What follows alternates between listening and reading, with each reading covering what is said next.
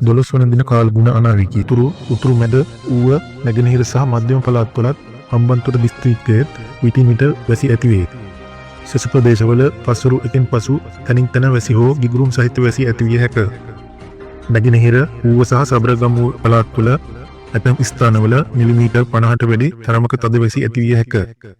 බස්නාහිර සබරගමු සහ මධ්‍යම පළාත් තුළත් ගාල්ල සහ මාතර දිස්ත්‍රික්කවලත් ඇතැම් ස්ථානවල අලුයම් කාලයේදී මීදුම් සහිත තත්ත්වයක් පැවතිය හැක.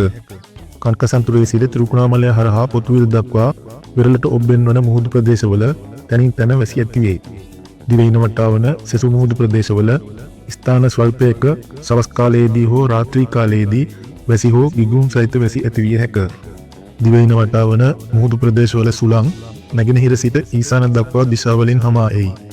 සුළඟේ වේගය පැයට කිලෝමීටර් 25-35 පමණ වේ.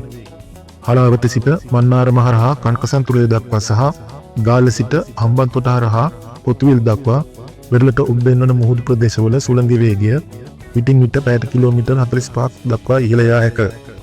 හලාවත සිට මන්නාරම හරහා කන්කසන්තුරේ දක්වා සහ ගාල්ල සිට හම්බන්තොට හරහා පොතුවිල් දක්වා වෙරළට ඔබ්බෙන් වන මුහුදු ප්‍රදේශ විටින් විට තරමක රළු වේ. දිවයින වටාවන සෙසු මුහුදු ප්‍රදේශ මද වශයෙන් රළු විය හැක. ගිගුරුම් සහිත වැසි ඇතිවන විට එම මුහුදු ප්‍රදේශවල తాවකාලිකව තද සුළං ඇතිවිය හැකි අතර එවිට එම මුහුදු ප්‍රදේශ తాවකාලිකව ඉතා රළු විය හැක.